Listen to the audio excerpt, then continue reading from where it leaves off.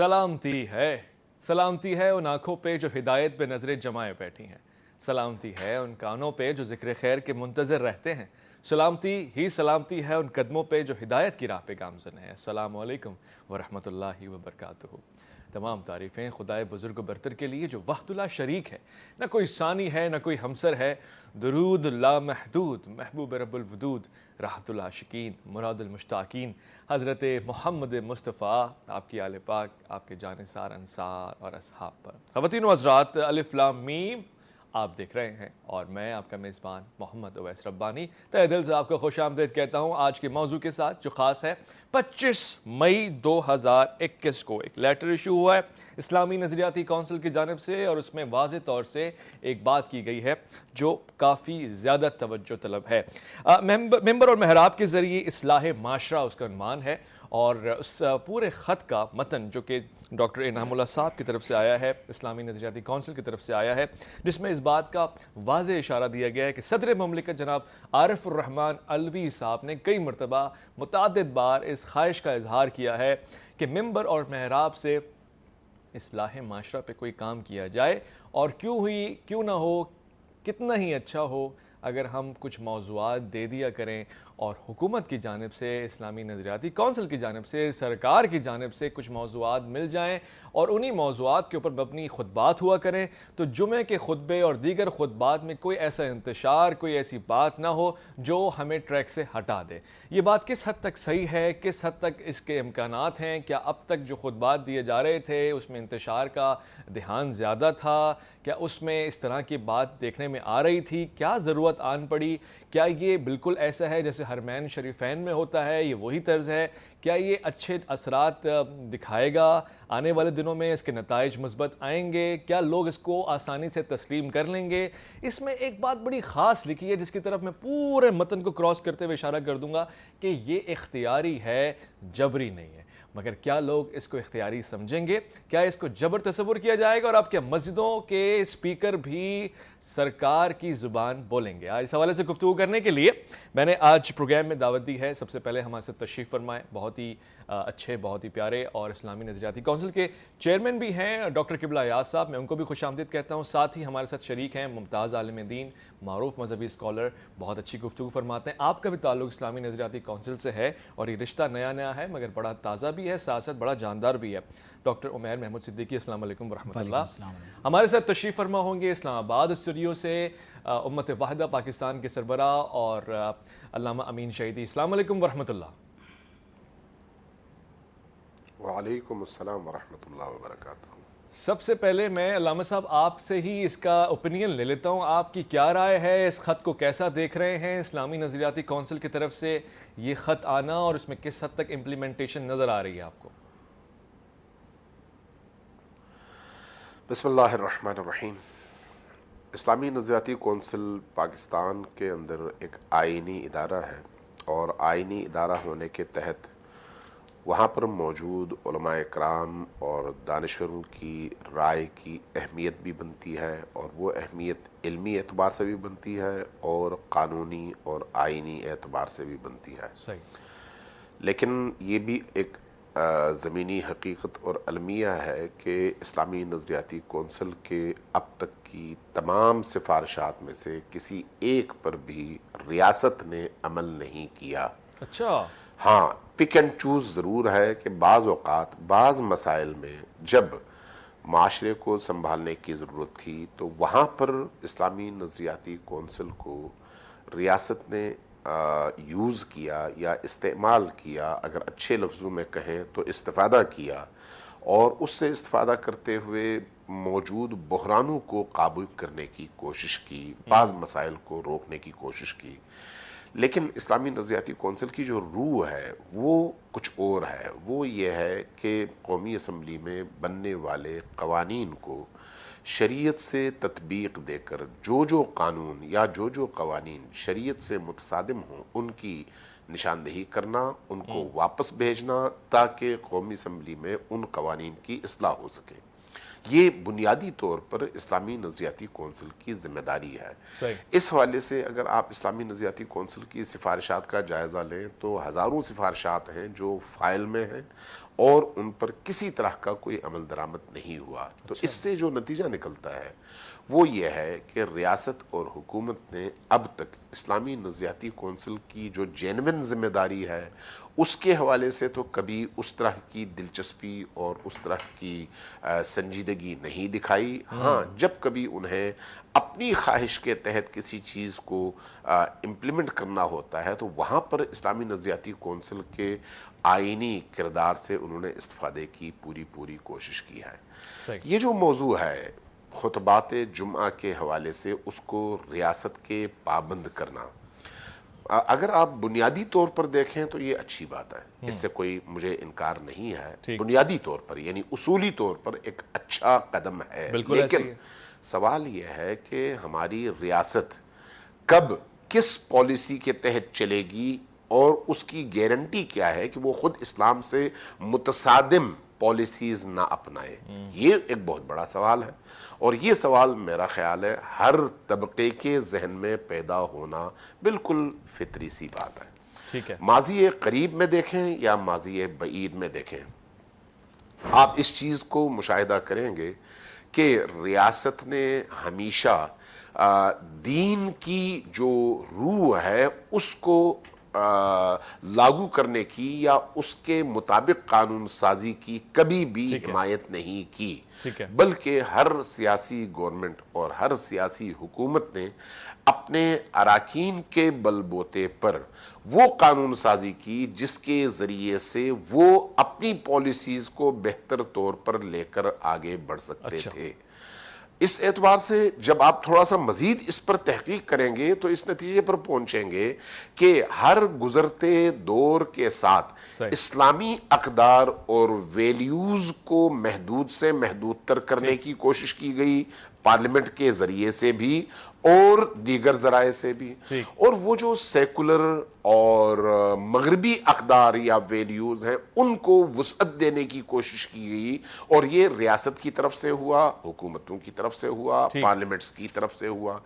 آپ پنجاب اسمبلی میں بننے والے قوانین دیکھیں، آپ سندھ اسمبلی میں بننے والے قوانین دیکھیں، آپ ہماری نیشنل اسمبلی میں بننے والے قوانین دیکھیں، یہاں تک کہ ایک بہترین مثال ڈاکٹر رمیش کمار کی ہے جس کی کئی دفعہ میں مثال دے چکا ہوں کہ قومی اسمبلی میں رمیش کمار جو ایک ہندو پارلیمنٹیرین ہیں اور پی ٹی آئی کے پارلیمنٹیرین ہیں، جب وہ بل لے کر آتے ہیں تجویز کے طور پر کہ شراب کی خرید و فروخت پر پابندی کا قانون بنا دیا جائے، تو چند یہ جو مذہبی جماعتوں کے ممبرز ہیں ان کے علاوہ پیپلز پارٹی بھی، نون لیگ بھی، ہماری بات کہیں اور نہ نکل جائے، بات آپ کی ٹھیک ہے، یہ تمام اراکین متحد ہو جاتے ہیں اس بات پر۔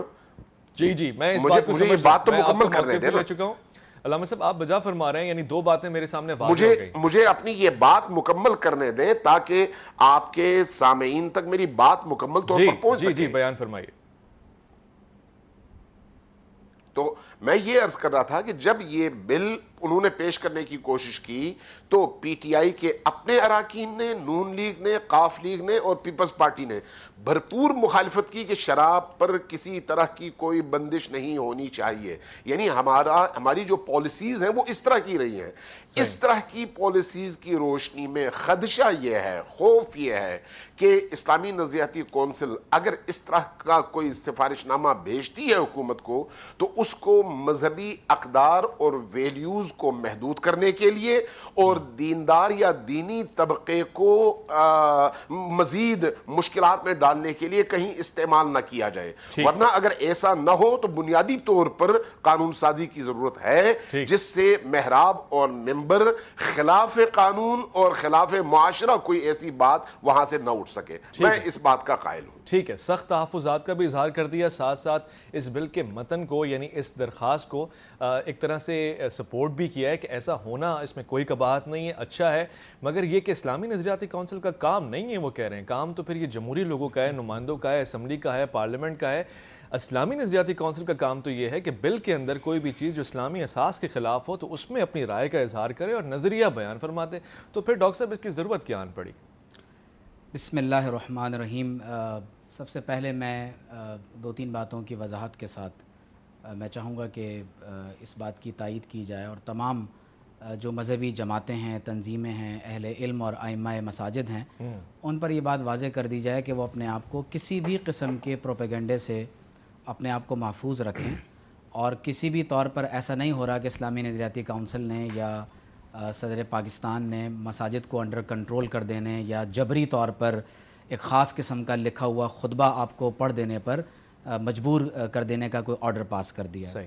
دیکھیے, بنیادی بات یہ ہے کہ اسلامی نظریاتی کونسل ایک آئینی ادارہ ہے, اور جب آپ پاکستان کے آئین کے آرٹیکل 31 کو پڑھتے ہیں تو ہمیں یہ بات معلوم ہوتی ہے کہ ہمارے آئین میں یہ لکھا ہوا ہے کہ یہ ریاست کی ذمہ داری ہے کہ قوم کو قومی سطح پر انفرادی اور اجتماعی طور پر ایسے مواقع فراہم کیے جائیں کہ جس میں وہ اسلام کے مطابق انفرادی اور اجتماعی طور پر اپنے زندگی کو بہتر انداز سے بسر کر سکیں. پھر آئین کا آرٹیکل 230 ہمیں یہ بتاتا ہے کہ اسلامی نظریاتی کونسل کی یہ ذمہ داری ہے عمل درآمد کرانا نہیں بلکہ سفارشات پیش کرنا, خاص طور پر آئین پاکستان اور ہماری تعزیرات اور قوانین سے متعلق, اور خاص طور پر کونسل رہنمائی کرتی ہے پارلیمان کی, صوبائی اسمبلیوں کی اور قومی اسمبلیوں کی, اور یقیناً اس میں آپ جانتے ہیں کہ صدر, قومی اسمبلی ہو, سینٹ ہو, یہ تمام تینوں چیزیں پارلیمنٹ کی تعریف میں ہی یہ چیزیں داخل ہیں.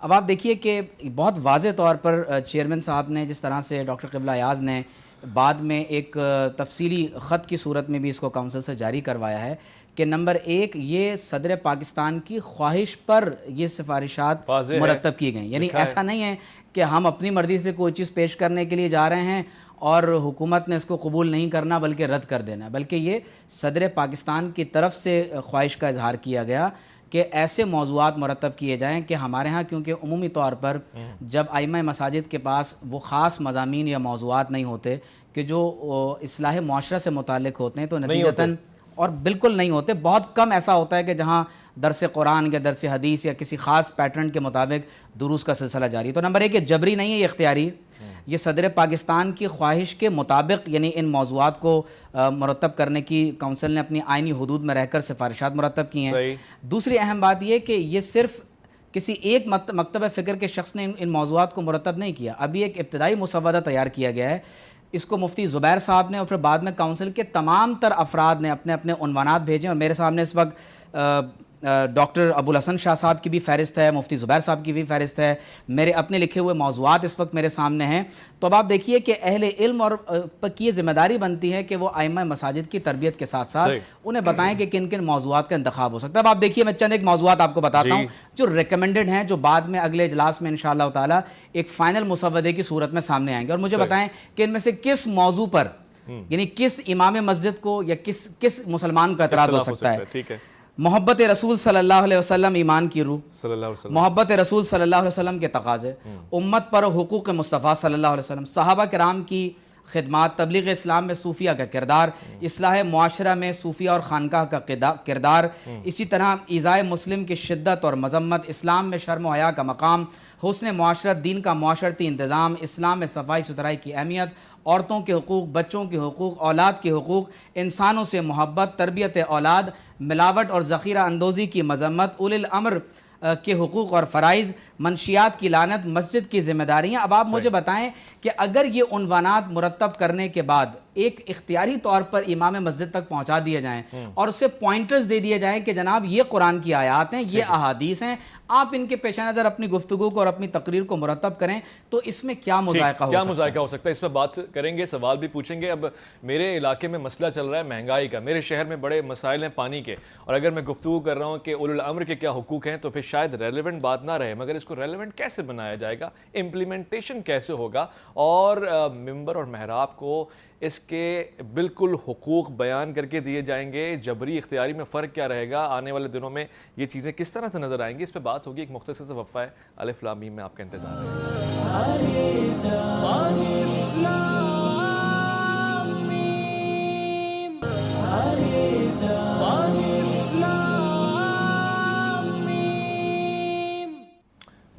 منت کشِ تاب شنیدن داستاں میری، خاموشی گفتگو ہے بے زبانی ہے زباں میری، یہ دستور زباں بندی ہے کیسا تیری محفل میں، یہاں تو بات کرنے کو ترستی ہے زباں میری۔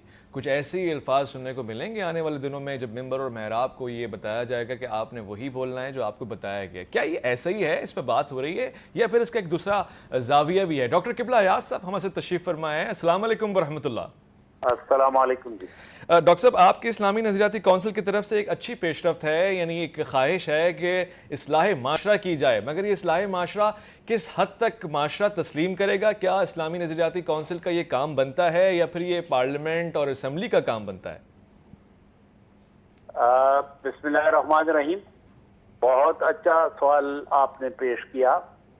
بنیادی طور پہ تو اسلامی نظریاتی کونسل کے جو آئینی ذمہ داریاں ہیں اس میں اسلامی معاشرت کے لیے تجاویز دینا، کام کرنا، یہ بھی اسلامی نظریاتی کونسل کے اہداف میں اور فرائض منصبی میں شامل ہے۔ تو اسی وجہ سے یہ فیصلہ ہوا کہ کچھ ایسے موضوعات ترتیب دیے جائیں جو معاشرتی بہتری، معاشرتی تعامل، حسن ارتباط سے متعلق ہوں۔ آئلی نظام، مثلا خاندانی نظام، شہری نظام، محلے کے اندر، دیہاتوں کے اندر لوگوں کے درمیان اچھے تعلقات، پڑوسیوں کے درمیان اچھے تعلقات، شاگرد اور استاد کے تعلقات، تو اس طریقے سے موضوعات جو ہیں، کیونکہ ہمارا پورا خاندانی اور معاشرتی نظام جو ہے یہ شکست و ریخت کا شکار ہے، تو یہی مقصد تھا۔ اور اسی مقصد کے لیے پھر ہم نے جامعہ الصفا کراچی کے مفتی محمد زبیر صاحب جو ہمارے اسلامی نظریاتی کونسل کے ممبر ہیں، ان سے درخواست کی، کونسل نے درخواست کی کہ آپ موضوعات کا انتخاب کریں، اسی قسم کے موضوعات تلاش کریں، اور پھر ہم ائمہ مساجد، خطباء کرام سے مشاورت کریں گے اور ان کے سامنے یہ موضوعات اور کچھ امدادی مواد بھی پیش کریں گے، تو وہ اگر پسند کریں اور وہ قبول کریں تو یقیناً پذیرائی ان مضامین کو اور ان موضوعات کو حاصل ہو جائے گی، اور ہم محسوس کریں گے اور امید رکھیں گے کہ اس کے بعد پھر مسجد اور ممبر و محراب، علماء کرام، یہ جو معاشرتی اصلاح ہے اور معاشرتی حسن تعامل ہے، ارتباط ہے، اس میں ان کا کردار بہت ہی کلیدی اور مؤثر بن جائے گا۔ ٹھیک ہے ڈاکٹر صاحب، ایک آجزانہ سوال یہ بھی ہے، یہ بھی بتا دیجیے گا کہ اس کی امپلیمنٹیشن کس حد تک ممکن بنائی جا سکتی ہے؟ گاؤں دیہات میں مساجد، جو چھوٹی چھوٹی مساجد ہیں یا پھر جو بڑی مساجد بھی ہیں اگر، تو ان تک یہ کیسے موضوعات پہنچائے جائیں گے اور وہ کیسے میک شور کیا جائے گا کہ وہ اس کو فالو بھی کر رہے ہیں؟ جبری نہیں ہے، اختیاری ہے، مگر کیا ہو رہا ہے؟ وقت طلب کام ہے، لیکن بہت سارے علماء کرام، خطباء نے یہی ہم سے سوال کیا ہے کہ وہ جب جمعے کے خطبے کے لیے یا کسی دینی تقریب کے لیے تیاری کرتے ہیں تو موضوع کی تلاش میں ان کو مشکلات پیش آتی ہیں۔ تو میں سمجھتا ہوں کہ یہ موضوع کی تلاش میں ان کے لیے ایک معاون دستاویز کی حیثیت اختیار کر لے گی، اور ضروری نہیں کہ پاکستان میں جتنے بھی مساجد ہیں وہ لازماً اس کو اختیار کریں، یہ بالکل اختیاری ہے۔ تو جہاں کہیں بھی ہماری کوشش یہ ہوگی کہ جب یہ تیار ہو جائے تو پھر ہم علماء کرام کے ساتھ رابطے کریں گے۔ اسلام آباد کی جو ہماری مرکزی اسلامی نظریاتی کونسل کا دفتر ہے، یہاں کانفرنس ہال میں ان کو بلائیں گے، پشاور، کراچی، لاہور، کوئٹہ، دیگر علاقوں میں ہم جائیں گے، وہاں علماء کے سامنے پیش کریں گے، ان کے اجتماعات کا انعقاد کریں گے اور ان کو یہ آئیڈیا ان کے سامنے پیش کریں گے، تو جو بھی پسند کرے ان کی مرضی ہوگی، کوئی زبردستی، کوئی جبر اس سلسلے میں۔ ظاہر اسلامی نظریاتی کونسل کے پاس کوئی ایسی طاقت تو نہیں ہے کہ وہ زبردستی کسی کے اوپر کوئی نظام یا کوئی نصاب یا کوئی موضوع زبردستی ٹھونس دے اور ان کو مجبور کرے کہ ان موضوعات کے علاوہ اور ایسے ہی بات نہیں کرتے۔ ایسے ہی نافذ کرنے کے لیے تو کوئی ایسی طاقت نہیں ہے، مگر خود یہ ادارہ اتنا طاقتور ہے کہ صدر مملکت آپ سے اس حوالے سے اپنی خواہشات کا اظہار کر رہے ہیں۔ اور علامہ امین شہیدی صاحب، کیا مسئلہ ہے؟ کیا موضوعات کی کمی پڑ جاتی ہے آپ خطبہ کو؟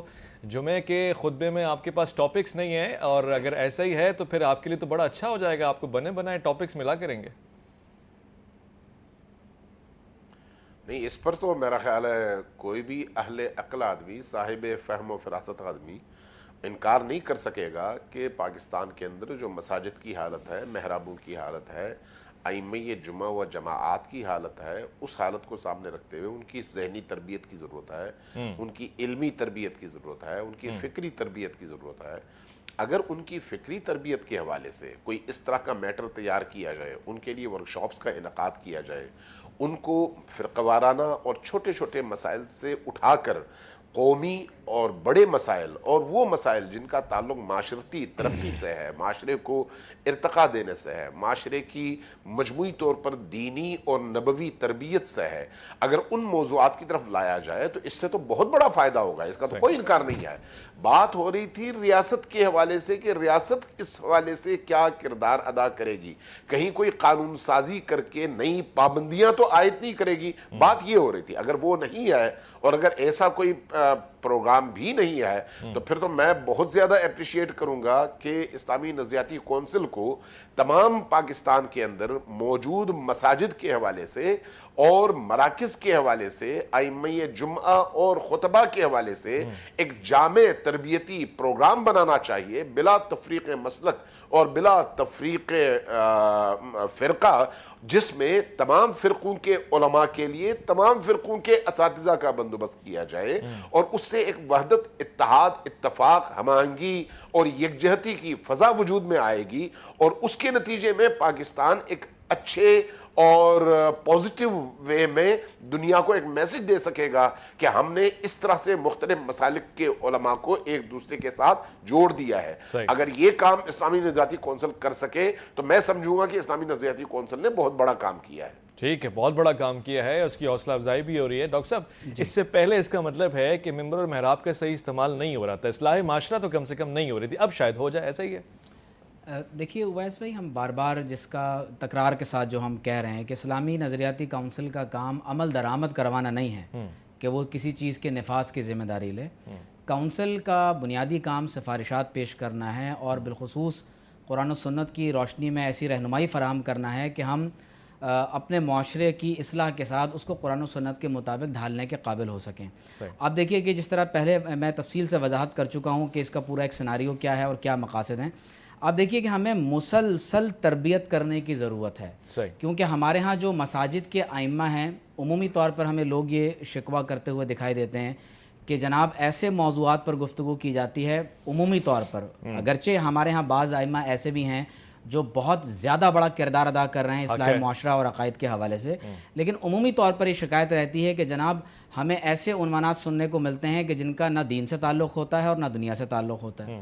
اب آپ دیکھیے کہ حضور علیہ الصلوۃ والسلام نے جس مدینہ طیبہ کی ریاست کو قائم فرمایا تھا، ریاست مدینہ منورہ میں مسجد کا کردار کیا ہے؟ مسجد ایک ایسے معاشرتی ادارے کے طور پر وہاں پر استعمال ہوا کرتی تھی، ایک ایسا مرکز ہوا کرتا تھا کہ جہاں پر صفہ کی فرسٹ ریزیڈینشل یونیورسٹی بھی آپ کو نظر آتی ہے، کہ جہاں پر مختلف صحابہ کرام اپنے تمام تر معمولات کو ترک کرنے کے بعد ایک ایسی ریزیڈینشل یونیورسٹی میں آ کر قیام پذیر ہو گئے کہ جہاں پر وہ دین کا باقاعدہ علم حاصل کرتے ہیں۔ اسی مسجد میں نکاح کرانے کا اہتمام بھی کیا جاتا ہے، اسی مسجد سے آپ دیکھتے ہیں کہ نماز کے ساتھ ساتھ اذان کی آوازیں بلند ہوتی ہیں، اسی مسجد میں قال اللہ و قال رسول صلی اللہ علیہ وسلم کا بھی اہتمام ہوتا ہے، اعتکاف کرتے ہیں اور اعتکاف کرتے ہیں، اور اسی مسجد سے ریاست مدینہ منورہ میں باقاعدہ فوجوں کو ڈپلوائے کیا جاتا تھا، سفیروں کو روانہ کیا جاتا تھا، اور اگر کوئی سفیر وہاں پر آیا کرتا تھا تو باقاعدہ اس کے ساتھ حضور علیہ الصلوۃ والسلام وہیں گفتگو کیا کرتے تھے، اور مسجد میں ہی مشاورت کے لیے باقاعدہ مجلس قائم ہوا کرتی تھی۔ تو میں یہ سمجھتا ہوں کہ اگر کونسل کی طرف سے اصلاح معاشرہ کے لیے یہ 100 مضامین جو تمام یعنی کونسل کے مختلف مکاتب فکر کے اہل علم جو ان کی نمائندگی کرتے ہیں، ان کی مشاورت سے موضوعات طے کیے جانے والے ہیں اور اس کا ایک بنیادی مسودہ تیار کیا گیا ہے، تو میں یہ سمجھتا ہوں کہ یہ پاکستان میں بالخصوص اصلاح معاشرہ کے حوالے سے ایک بہت ہی بہتر قدم ہے، اور یقیناً اس پر آگے عمل درآمد کے لیے مختلف مذہبی تنظیموں، جماعتوں اور ائمہ مساجد کو تعاون کرنا چاہیے، تعاون کرنا پڑے گا۔ ڈاکٹر صاحب نے بڑی خوبصورت بات کی ہے، تاریخی حوالے بہت اچھے دیے ہیں، خاص طور سے ایک ایسا وقت ہے کہ ریاست مدینہ ہے، مسجد نبوی ہے، یعنی ایسی مسجد کہ جس میں سے مسلح افواج کو ڈپلوائے کیا جا رہا ہے دیگر جگہوں پہ، مگر سوال یہ ہے کہ کیا آنے والے دنوں میں اگر یہ صورتحال رہی تو اس مسجد میں डिप्लॉय किया जाएगा, डंडा लेके कोई खड़ा होगा मेंबर पे, आपने ये बात नहीं करनी, ये बात की थी, फलां की रिपोर्ट पहुंच गई, ये भी पूछ लेंगे, खदशा ज़ाहिर करेंगे, तहफ़्फ़ुज़ात मिटाएंगे और इसको एक अच्छा मुसव्वदा समझ के कोशिश करेंगे कि इस पर अमल करें। दुआ खैर करें। एक मुख्तसर सा वफ़ा अलिफ लाम मीम में आपका इंतज़ार है।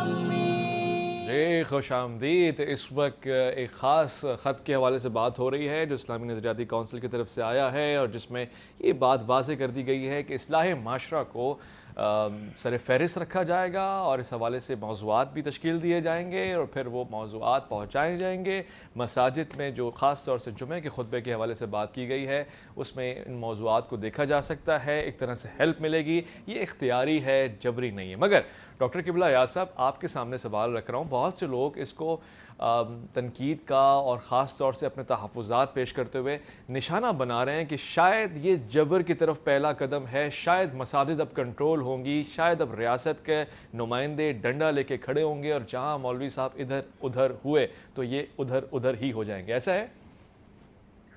देखिए उस्मानी साहब, बुनियादी बात यह है कि हमारी नफ्सियात क्या है। यानी मैं तो ये कहूँगा कि हमें खौफ की नफ्सियात में नहीं जीना चाहिए, एतमाद की नफ्सियात में जीना चाहिए। और इसमें हमने माजी को देखना है। माजी में हो सकता है इस किस्म की कोशिशें हुई हों, और मुझे जो तारीख से थोड़ा बहुत मालूम है तो उसमें यह है कि सदर अयूब के ज़माने में इस किस्म की कोशिश हुई थी। उस वक्त हुकूमतें बड़ी मजबूत भी थी, तो ऐसी कोशिशें कभी कामयाब नहीं हुई। पाकिस्तान एक जमहूरी मुल्क है, एक जमहूरी अमल के नतीजे में पाकिस्तान का क़याम अमल में आया है। तो ऐसे ममालिक जो हैं आस पास हमारे मौजूद हैं कि जहाँ पे सरकारी खुतबे और सरकारी तकरीर के अलावा कोई तकरीर नहीं हो सकती, लेकिन पाकिस्तान ऐसा मुल्क नहीं है। तो हमें बिल्कुल एतमाद के साथ जीना चाहिए और ये यकीन करना चाहिए कि पाकिस्तान में ऐसा हो नहीं सकता। किसी के जहन में ये बात आए भी, किसी के दिल में ये बात आ भी जाए, कोई इस किस्म की सोच रख भी ले, तो ये जमीनी हकीकत के तौर पे कभी मारिज़ वजूद में नहीं आ सकता। ठीक है, ठीक है। डॉक्टर किबला साहब, मोहम्मद उवैस रब्बानी अर्ज़ कर रहा हूँ और ये सवाल अब मैं अल्लामा अमीन शहीदी की तरफ लेके जाना चाहता हूँ। अल्लामा साहब, आप भी ज़रा मुख्तसरन मुझे इस पर जवाब दे दीजिएगा। मेरे इलाके के मसाइल और हैं, मेरे ख़त्ते के मसाइल और हैं, और इस वक्त अर्जेंट और एमरजेंसी कुछ और है, सामने जो विजिबल प्रॉब्लम्स हैं वो कुछ और हैं और मौजू कुछ और है। तो मैं इररेलेवेंट नहीं हो जाऊंगा अपने लोगों से। लोग बोलेंगे कि आप इस मौजू पे दीगर 3-4 जुमे से बात कर रहे हैं, खिताब कर रहे हैं, बहुत अच्छा मौजू है, मगर हमें वो तो बताएं ना जिससे हम दरपेश हैं। सख्त गर्मी है, इसमें क्या होगा, इन मसाइल पे बात हो, कुछ भी इररेलेवेंसी नहीं हो जाएगी। देखिए, बुनियादी तौर पर नमाज जुमा के खुतबात में उसके 2 हिस्से होते हैं। एक का ताल्लुक दीन के उसूल और फुरुआत के बयान से है, जिसमें इंसानी हुकूक भी शामिल हैं, और दूसरे का ताल्लुक इंसानी माशरे को दरपेश मुश्किलात और आलम इस्लाम को दरपेश चैलेंजेस से है। अगर एक खतीब जुमा की तरबियत अच्छे अंदाज में हो जाए, चाहे मदरसे में हो या किसी इंस्टीट्यूशन के ज़ेर निगरानी हो, नतीजतन वो जामइयत के साथ एक अच्छा जामे और मुफीद खुतबा दे सकता है, जिससे इंसानों के अंदर विजन और उनके शुऊर में इजाफा हो। तो मेरा ख्याल है अगर इस्लामी नज़रियाती कौंसिल इस हवाले से कोई एहतमाम कर सके, सिर्फ मौज़ूआत देकर फारूक होकर बैठ ना जाए, बल्कि उन मौज़ूआत के हवाले से आइम्मे जुम्आ की तरबियत भी कर सके, चाहे वो आलम इस्लाम के हालात, वाक़यात, मुश्किलात और चैलेंजेस के हवाले से हों, या फिर दीन के उसूल व फ़ुरूअ के बयान और उसके फ़हम के हवाले से हो, तो मैं समझता हूँ कि इस्लामी नज़रियाती कौंसिल एक बहुत बड़ी खिदमत करेगी उसके नतीजे में, और उसके नतीजे में एक वहदत की फ़ज़ा, इफ़हाम व तफ़हीम की फ़ज़ा, एक दूसरे के साथ जुड़ने की फ़ज़ा, मुस्लिम उम्मा के दरमियान एक यगानगत की फ़ज़ा वजूद में आ सकती है, और उसमें ये बहरहाल एक बड़ी मजबूत किस्म की ईंट साबित होगी अगर ये काम इस्लामी नज़रियाती कौंसिल कर सके। ٹھیک ہو گیا، بہت شکریہ ڈاکٹر صاحب. یہ بھی بتا دیں ناقدین ہمیشہ ہوتے ہیں اور کچھ لوگ تو وہ ہوتے ہیں جو کم علم ہوتے ہیں یا پھر وہ صحیح طرح سمجھ نہیں پاتے اس کا متن کیا ہے، اس کی روح کیا ہے، اس کا باطن کیا ہے، اور وہ فوراً سے گھبرا جاتے ہیں. گھبرا جانے والے ائمہ مساجد کو بتا دیں، خطباء کو بتا دیں اگر ان کے ذہن میں کوئی بھی خدشہ ہے تو وہ کیسے کلیئر ہو. دیکھیے پہلی گزارش تو میں میڈیا سے یہ کرنا چاہوں گا کہ خبر کو اسی طرح سے نشر کیا جائے جس روح کے ساتھ اس کو بیان کیا گیا ہے. اب مثال کے طور پر مختلف ٹی وی چینلز پر یہ ہیڈنگز لگی ہوئی ہیں، ٹکٹس چل رہے ہیں کہ مساجد جمعہ کے خطبات حکومتی ہدایات پر ہوں گے. اب اسلامی نظریاتی کونسل کی طرف سے ایسی کوئی بات نہیں کی گئی کہ حکومت آپ کو ڈائریکٹ کرے گی اور حکومت نے جبر کیا ہے کہ حکومتی ہدایات کے اوپر آپ باقاعدہ خطبات جمعہ دینا شروع کریں گے، بلکہ ان کی طرف سے واضح طور پر یہ پیغام دیا گیا. ڈاکٹر صاحب نے بھی فرمایا کہ یہ اختیاری ہے. دیکھیے ہمیں خبریں درست کرنے کی ضرورت ہے تاکہ پروپیگنڈا نہ ہو، کنفیوژنس پیدا نہ ہوں. آن دا ادر سائڈ یہ ہے کہ اعتماد کی فضا کو پیدا کرنے کی کوشش کریں. اللہ تعالیٰ نے فرمایا وَتَعَاوَنُوا عَلَى الْبِرِّ وَالتَّقْوَىٰ، ایک دوسرے کے ساتھ نیکی کے کاموں میں تعاون کرو. دیکھیے نیکی اس وقت بظاہر کمزور کیوں ہیں؟ کیونکہ ہم غیر منظم ہیں، اس لیے ہم بظاہر کمزور نظر آتے ہیں. بدی بظاہر مضبوط اس لیے کہ وہ اپنے آپ کو ایک دوسرے کے ساتھ تعاون کرنے والے ہوتے ہیں. تو فرمایا وَتَعَاوَنُوا عَلَى الْبِرِّ وَالتَّقْوَىٰ وَلَا تَعَاوَنُوا عَلَى الْإِثْمِ وَالْعُدْوَانِ، بدگمانی سے اجتناب کریں. اگر مستقبل میں جا کر کہیں ایسا کچھ ہونے والا ہے، کہیں ایسا نہ ہو جائے، کہیں ویسا نہ ہو جائے، تو اس خیال سے باہر نکلیں. اور جو آپ کو اختیاری طور پر کچھ ایسی یعنی موضوعات آپ کو مرتب کر کے پیش کیے جا رہے ہیں اس میں کوشش کریں کہ آپ اپنا کوئی اچھا انپٹ دے سکیں. اور ڈاکٹر صاحب نے اس کی وضاحت بھی کی ہے کہ وقتاً فوقتاً پورے پاکستان میں کوشش کی جائے گی کہ ہم مختلف مقامات پر ایسے پروگرامز منعقد کریں جہاں ائمہ مساجد کو بلوایا جائے. خود کونسل کے اندر ملاقاتوں کا ایک سلسلہ ویسے بھی رہتا ہے اور باقاعدہ ائمہ مساجد کو بلا کر ان کو باقاعدہ بتایا جائے کہ اس کے کیا فوائد ہو سکتے ہیں اور ان کے سوالات کے جواب بھی دیے جائیں. میں یہ سمجھتا ہوں کہ اس میں خاص طور پر یہ پیش نظر رہے کہ سخت گرمی کا جس طرح آپ نے کہا تو ہماری جمعے کی نماز کا موضوع سخت گرمی سے اجتناب نہیں ہے بلکہ ہمارے عقائد، اعمال اور معاشرے کی اصلاح ہے. اور یہی بات ہے جس کی بار بار تکرار کی جا رہی ہے. سخت مہنگائی ہو گئی اور مہنگائی پہ گفتگو. تو میں یہ سمجھتا ہوں کہ دیکھیے مہنگائی ایک اس کا کوئی بنیادی ریلیونس ہمارے مذہب کے ساتھ نہیں ہے. آپ جب عقائد اور عقائد کے ساتھ آپ اصلاح معاشرہ کی بات کریں گے تو یقیناً ضمناً یہ موضوعات بھی کہیں نہ کہیں آتے ہیں. اب آپ ذخیرہ اندوزی کریں گے تو مہنگائی ہوگی نا، تو اسی طرح کے موضوعات ہی تو ہیں جو اس میں معاشرے کی اصلاح کے لیے شامل کیے جا رہے ہیں. ڈاکٹر صاحب بہت بہت شکریہ آپ کا. ڈاکٹر عمیر محمود صدیقی نے اپنی قیمتی رائے سے ہمیں بتایا، مستفید کیا خاص طور سے. اور علامہ امین شہیدی صاحب آپ کا بہت بہت شکریہ. ڈاکٹر قبلہ ایاز صاحب آپ کا بہت بہت شکریہ. خواتین و حضرات آپ کی خوبصورت سماعتوں کا، آپ کی نظروں کا، آپ کی توجہ کا بہت بہت شکریہ.